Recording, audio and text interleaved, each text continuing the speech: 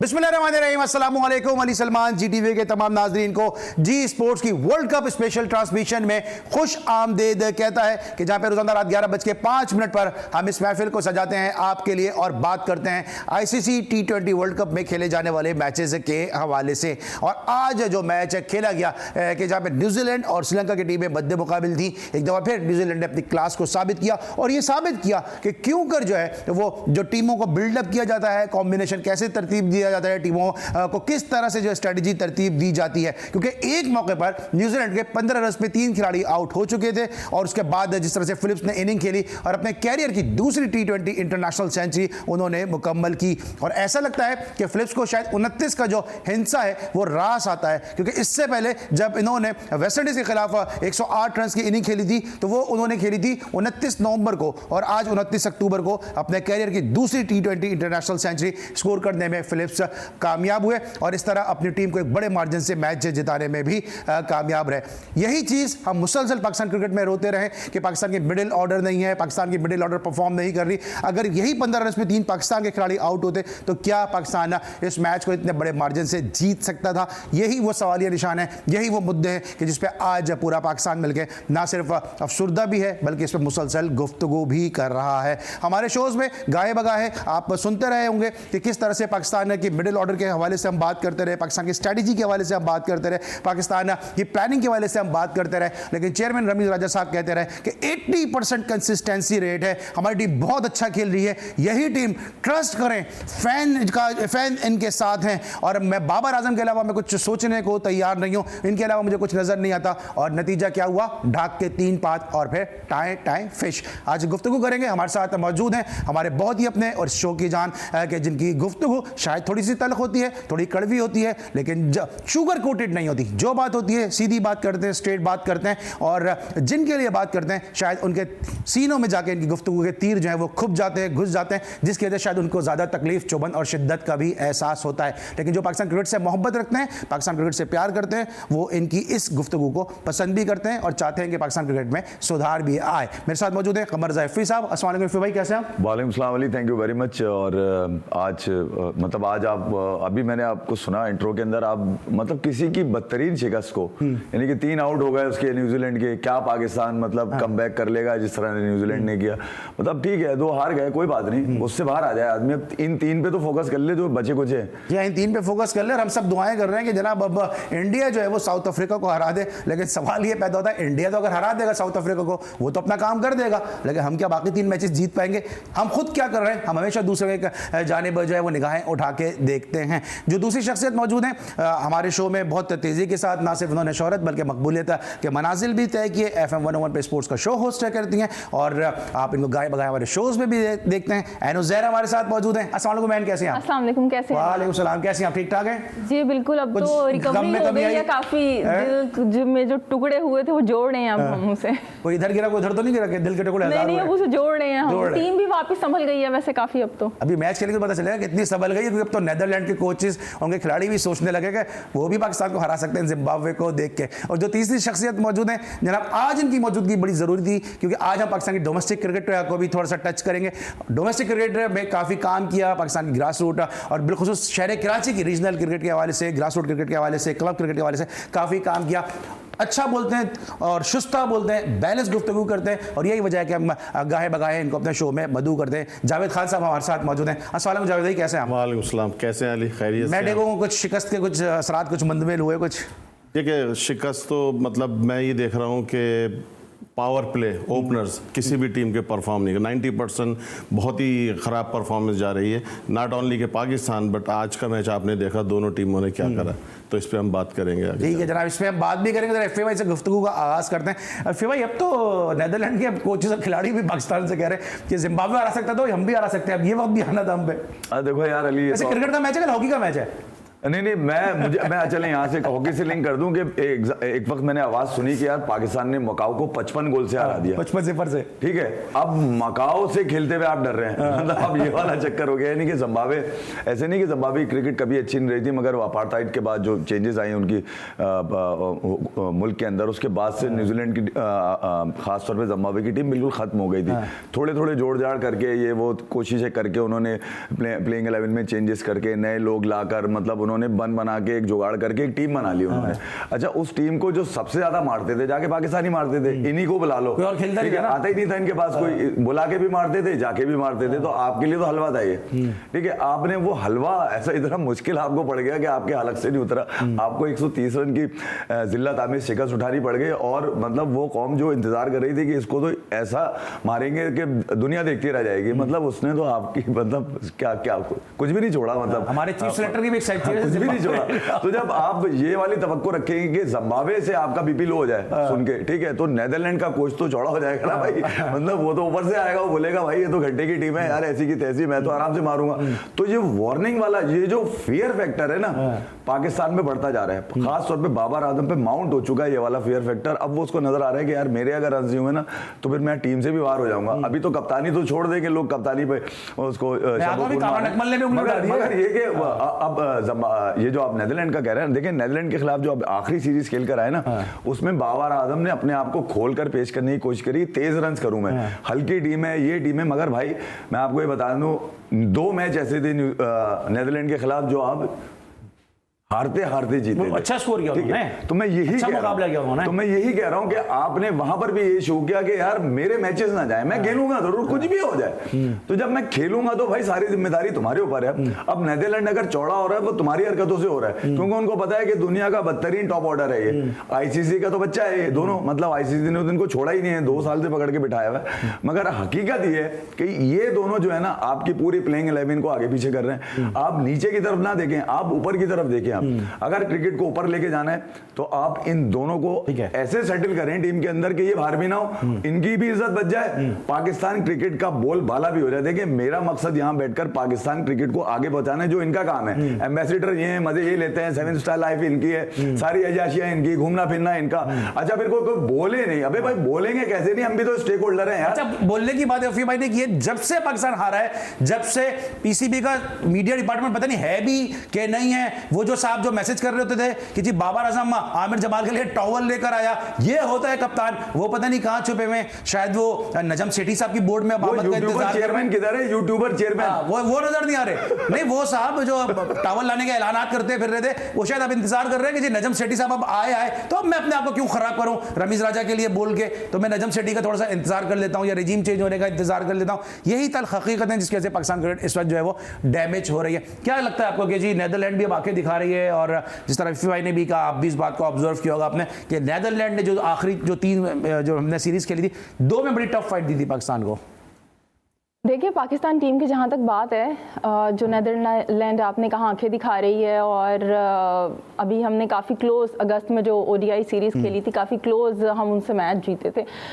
तो अभी तो पाकिस्तानी टीम पे हर कोई क्रिटिसाइज़ कर रहा है, आप देख रहे होंगे, लेकिन इस क्रिटिसिज्म के अंदर 3 लोग ऐसे हैं कि जिनका क्रिटिसिज्म मुझे तो समझ नहीं आ रहा, आपको समझ आ रहा है तो आप मुझे बताइएगा। I have lot of respect for them, Waqar Younis, Misbah ul Haq और वसीम अकरम। ये वो 3 हैं कि जिन्होंने ना सिर्फ पाकिस्तान में खेला तो है ही, लेकिन पाकिस्तान में एज ए कोच भी काम किया है। वसीम अकरम को हम निकाल देते हैं, लेकिन वसीम अकरम और ये जो मिसबाउल हक हैं, ये जो क्रिकेट कमेटी बनी थी कि जिसमें इन्होंने मिल के मिकी ऑर्थर को और सरफराज अहमद को निकाला, फिर मिसबाउल हक साहब खुद बादशाह बन के बैठे, किंग बने और चीफ सेलेक्टर बने, कोच बने, और उसके बाद उन्होंने अजहर अली को कैप्टन बनाया, वो नहीं चले, बाबर आजम को कैप्टन बनाने वाले वो, बाबर और रिजवान को ओपनर खिलाने वाले वो, और अब वो टीम के ऊपर क्रिटिसाइज कर रहे हैं। और वसीम अकरम को देखें, वसीम अकरम साहब कह रहे हैं कि बाबर आजम तो मेरी सुनते नहीं था कराची किंग में, मैंने इनसे कहा कि आप ओपनर ना आए तो इन्होंने मेरी बात नहीं सुनी। तो यहाँ पे वसीम अकरम से मेरा क्वेश्चन है कि ये तो एज ए कोच आपके ऊपर इतना बड़ा क्वेश्चन मार्क है कि टीम का कैप्टन नहीं आपकी बात सुन रहा। कोच नहीं थे लेकिन वो टीम को हेड कर रहे थे, वो प्रेसिडेंट थे, लेकिन जो वसीम अकरम की नहीं सुन रहा तो वो सकल मुश्ताक की है या मोहम्मद यूसुफ की या मैथ्यू हैडन की कैसे सुनेगा? देखिए यहाँ पे ये जो, अगर मैंने लास्ट प्रोग्राम में कहा था कि आसिफ अली, नवाज और खुशदिल शाह, इनका जो करियर खराब करने वाले बाबर आजम है। बनाने वाले भी तो ये नहीं, जिनको और नहीं बनाने वाले ये नहीं है, मिसबाउल हक भी हैं, मिसबाउल हक इनके हैं, मिसबाउल हक ने सारी ग्राउंड्स बनाई थी। और लेकिन इसी तरह बाबर आजम की ये जो कैप्टनसी के फ्लॉज सामने आ रहे हैं और बाबर आजम का जो हशर हो रहा है इस वक्त, ये करवाने वाले रमीज राजा हैं, सकलैन मुश्ताक है, मोहम्मद यूसुफ है, क्योंकि खुद ये अच्छे बच्चे बन के बैठे हुए हैं, सब कुछ बाबर आजम के ऊपर, सारी कचरे की टोकरी बाबर आजम के ऊपर, हर फूलों का हार बाबर वसीम अकरम जो अब क्रिटिसाइज कर रहे थे, क्या फिर पीएसएल का उन्होंने बदला लिया, रिवेंज ले रहे हैं वो? नहीं, रिवेंज नहीं लिया। वसीम अकरम तो अभी जो अपनी टीम उन्होंने वर्ल्ड कप की बनाई थी, एक प्रोग्राम में वकार यूनुस और वसीम अकरम से जब पूछा गया तो वकार यूनुस ने बाबर आजम को 1 डाउन पे भेजा हुआ था अपनी टीम में, लेकिन वसीम अकरम ने नंबर 1 रखा हुआ था, ओपन करवाया हुआ था, और उन्होंने कहा कि नहीं, ओपन तो बाबर आजम करेगा और रिजवान करेंगे क्योंकि वो करना चाहता है। तो भाई अब आप क्यों बोल रहे हो? जब एलेक्स हेल्स ने कराची किंग्स से खेलने से इसलिए मना कर दिया कि बाबर आजम वहां के कैप्टन है, तब आप क्यों नहीं बोले? तब आपको क्यों नहीं पता चला?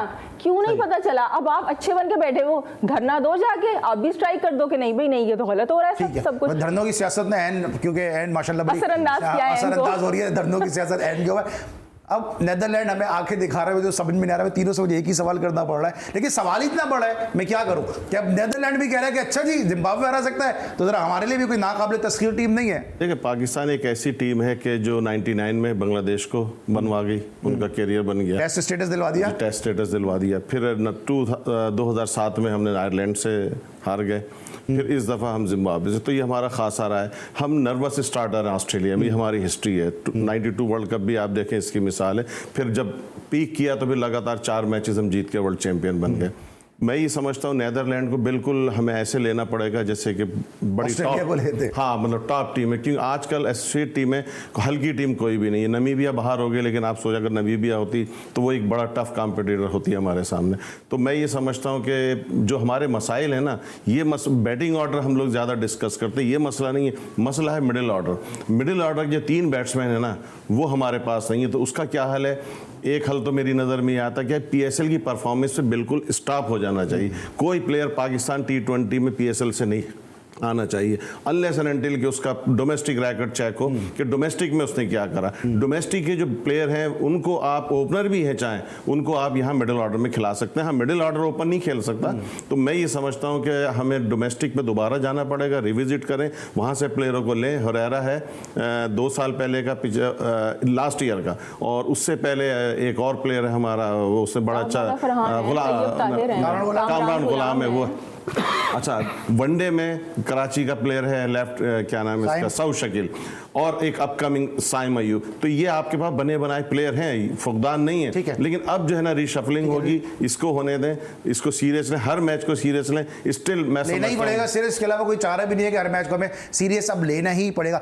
तो डोमेस्टिक की जरा बात की, जरा मैं डोमेस्टिक में दिखाऊंगा कि डोमेस्टिक में होता क्या है, आपको जरा क्लिप्स भी दिखाएंगे डोमेस्टिक क्रिकेट के हवाले से, कितना डोमेस्टिक क्रिकेट पे हम फोकस कर रहे हैं, और फिर हम बात करते हैं पाकिस्तान की डोमेस्टिक क्रिकेट से प्लेयर क्यों नहीं आते। मिलते हैं एक छोटे से ब्रेक के बाद।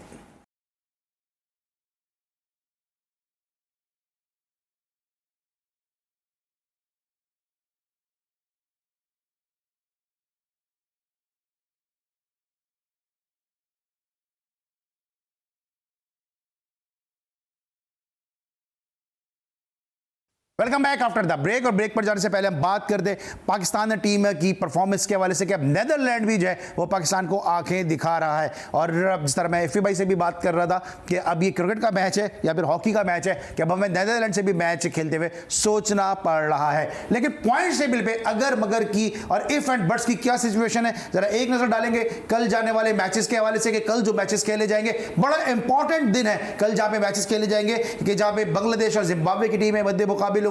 पाकिस्तान और नेदरलैंड का मैच है, इंडिया और साउथ अफ्रीका का मैच है। ये तीनों मैचेस जो है वो बड़े इंपॉर्टेंट है कि जहां पे तीनों मैचेस खेले जाएंगे। और पाकिस्तान के पर्सपेक्टिव से इंडिया को साउथ अफ्रीका के खिलाफ ये मैच जीतना जरूरी है, क्योंकि अगर साउथ अफ्रीका ये मैच जीतने में कामयाब हो जाती है तो पाकिस्तान के लिए मुश्किलात बढ़ जाएंगी और पाकिस्तान को अपने अगले जो तमाम मैचेस हैं उसमें पाकिस्तान को जीत हासिल करना अशद जरूरी है। इंडिया वर्सेस साउथ अफ्रीका, क्या लगता है आपको इस मैच में? यार अली, अब तकरीबन 200 करोड़ लोग दुआ करेंगे 150 करोड़ वहां के और 25 करोड़ यहाँ के और 20-25 करोड़ जो इधर उधर फैले में पाकिस्तान। एक कम कर लें इसमें से। चले पाकिस्तान कितने था? 25 करोड़। 25 करोड़ तो 24 करोड़ 175 करोड़ ले ले चले। एक कम कर लेता हूँ ना मैं, अपने स्टूडियो में बंदा कम कर लेता हूँ। इंडिया की जीत की दुआ करेंगे। अब आप सोच लें ये वक्त आ गया नहीं, आपको दुआ करनी आज आपका पड़ेगी प्रॉब्लम कि इंडिया दूसरा है ना, आज आपका प्रॉब्लम दूसरा है कि इंडिया जीतेगा तो पाकिस्तान पहुंच जाएगा, तो एक बंदा कम कर लेता स्टूडियो का। नहीं तो आप बता देना कि भाई आपको क्रिकेट प्यारी है या दुआ करना प्यारी है, ये भी तो तय कर लेना। यानी कि क्रिकेट आपको ज्यादा प्यारी है, आप दुआ करेंगे उसके लिए कि भाई आप अपने राइवल्स के लिए दुआ करेंगे कि जीत जाए। हाँ, तो वो भी बाजी में करते रहे। बिल्कुल करनी चाहिए। देखिए जहां अच्छी क्रिकेट है उनके लिए दुआ करनी चाहिए, पाकिस्तान को इससे फायदा होगा, बिल्कुल करनी चाहिए। बाबर इस वक्त हॉट वाटर में आ चुके हैं और उनको निकालने के लिए अब विराट कोहली की भी दुआ चाहिए उनको। विराट कोहली के लोग भी उनके लिए दुआ करें। मैं बिल्कुल दुआ कर रहा हूं कि बाबर आजम जो है ना वो थोड़ी बेहतर हालात में आने, ताकि पाकिस्तान वर्ल्ड कप में रहेगा तो थोड़ी सी खबरें भी रहेंगी, थोड़ी सी एक्टिविटी भी मिलती रहेगी आपको। अब सारे वर्ल्ड क्लास है इनके पास, जब वर्ल्ड क्लास इस टीम के पास हो भाई वो एकदम से तो बाहर नहीं हो सकते। जो बड़े वर्ल्ड क्लास से वो तो टूर्नामेंट से ही बाहर है, यानी कि निकोलस पूरन वाली टीम तो वो तो पूरी की पूरी बाहर है। तो पाकिस्तान के चांसेस इंडिया की वजह से बनेंगे, बड़ी खुशी की बात है भाई, ठीक है। तो इंडिया बनाए चांसेस, मगर क्या गारंटी है कि पाकिस्तान क्या गारंटी है, क्योंकि पाकिस्तान के जो ये वाले मैचेस है ना, अब तो ये फंसते हुए लग रहे हैं, गला भी खुश्क हो जाता है, मतलब जीत एकदम निकल के नहीं आ रही है, कहीं ना कहीं से जीम के नुक्ते रह जाते हैं अंदर, ठीक है।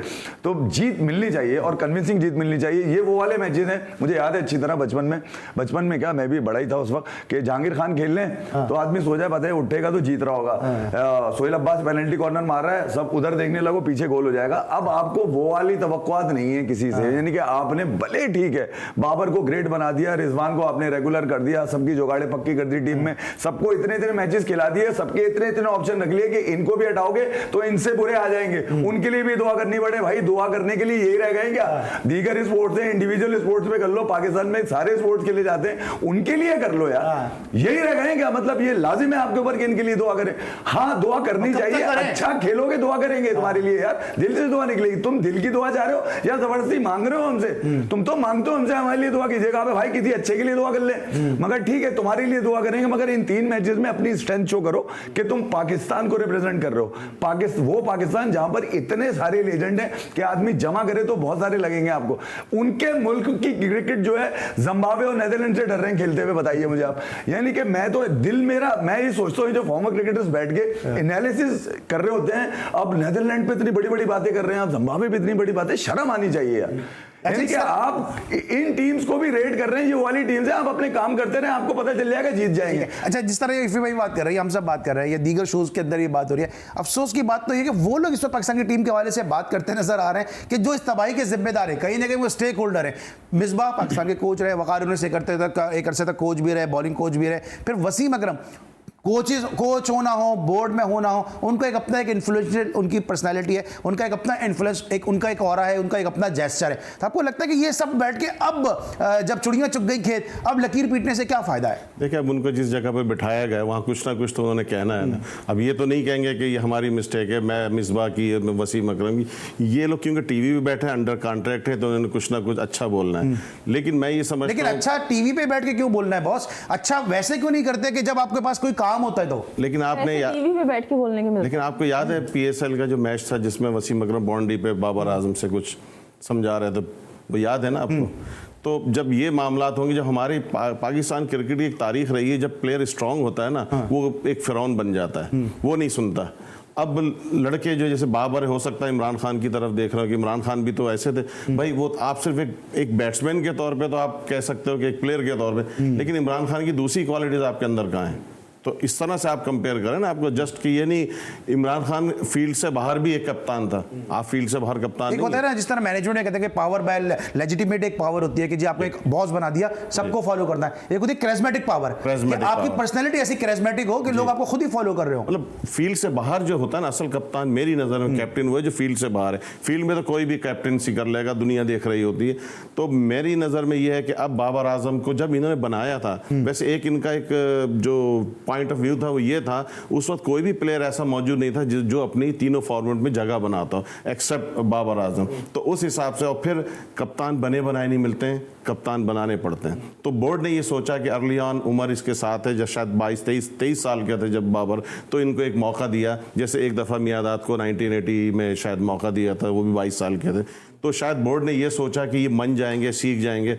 तो लेकिन ज़रा वो थोड़ी स्टबर्न पर्सनैलिटी है, ये मेरी समझ में नहीं आया। एजुकेशन पीछे नहीं है उनके, फैमिली बैकग्राउंड स्ट्रांग नहीं है, तो आप कैसे आपकी स्टबर्ननेस कामयाब होगी? ये बात ये है कि एजुकेशन पीछे नहीं है, ठीक है, उनका बैकग्राउंड कैप्टनसी का नहीं है, कैप्टनसी उन्होंने की नहीं है, लेकिन जिद हठधर्मी तो आगे है ना कि 10 में से आप 9 मैच हारते हैं, आप अपनी पोजीशन चेंज नहीं करते। पूरी दुनिया कह के थक गई कि आप भाई अपना नंबर आप पीछे कर लो, पाकिस्तान को फायदा होगा। अपने आप को आगे रखा हुआ है, पाकिस्तान को पीछे रखा हुआ है। तो ये चीज़ें पाकिस्तान को फिर कॉस्ट कर गई हैं। देखिए, बाबर आजम को सपोर्ट करने वाले बहुत हैं। बाबर आजम जो इतने स्ट्रबन हैं, इतने ज़िद्दी हैं, वो कैसे हैं? ऐसे तो कोई नहीं हो जाता।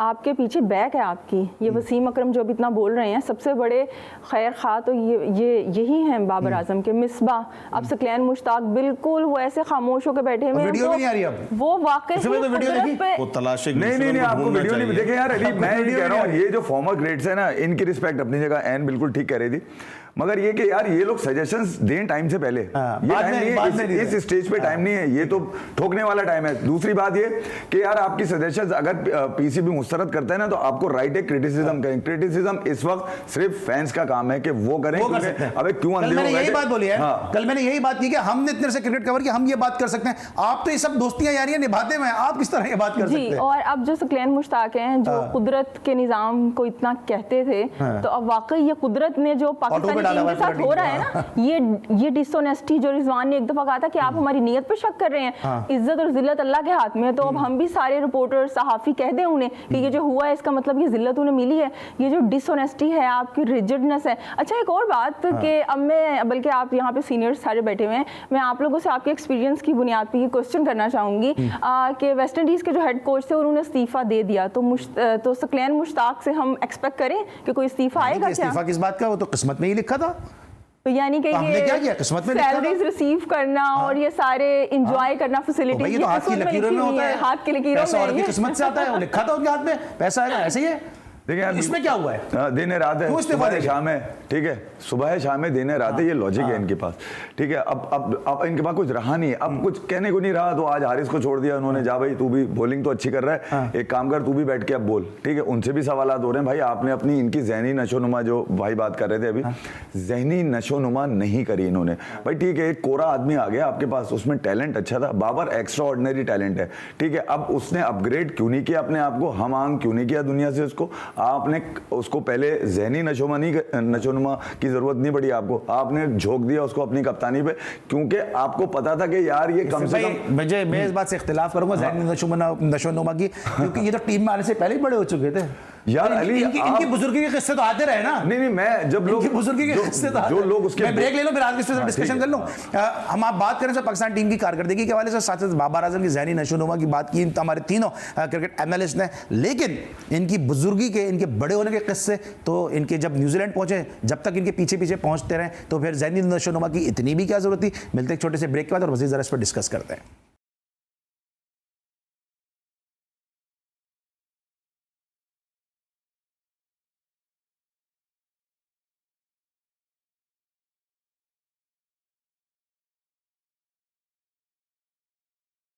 Welcome back after the break. और ब्रेक पर जाने से पहले हम पाकिस्तान टीम की परफॉर्मेंस के हवाले से, बाबर आजम की कैप्टनसी के हवाले से बात कर रहे थे, लेकिन एक तरफ पाकिस्तान क्रिकेट बोर्ड जो है वो जूनियर लीग करा रहा है और यहाँ पे करोड़ों रुपया जूनियर लीग में जो है मेरे हिसाब से तो ज़ाया कर दिया। दूसरी तरफ अब वीमेंस लीग की बात की जा रही है कि वीमेंस लीग कराई जाएगी, लेकिन डोमेस्टिक क्रिकेट में क्या सूरत हाल है कि क्लब से जो है वो मैचेस खिलाने के पैसे लिए जा रहे हैं। कराची के जो क्लब है उन्होंने एहतजाज किया, कराची प्रेस क्लब में जी स्पोर्ट्स ने एहतजाज को भी कवर किया, इस्लामाबाद में भी एहतजाज हुआ पीसीबी की क्लब के खिलाफ पॉलिसीज के हवाले से। लेकिन असल सूरत हाल क्या है, जरा मैं आपको दिखाता हूं कि जूनियर सतह पे अंपायर्स हैं वो अपने पैसों के लिए रो रहे हैं। अंपायर्स की छोटी छोटी आमदनी आप देख सकते हैं कि ईमेल की गई है, जनाब dear all, we umpires and scorer are the most community we, और ये सब देख सकते हैं। 3 दिन काम करते हैं, एक दिन इनकम टैक्स के लिए और एक दिन अपने एक्सपेंस के लिए और एक दिन बच्चों के लिए। ये सारे इन लोगों को रख के एक ईमेल की गई अंपायर की जानिब से कि जिनके पैसे नहीं दिए गए। We umpires and scorer are the most oppressed community in cricket, we supervise a 3-day match match.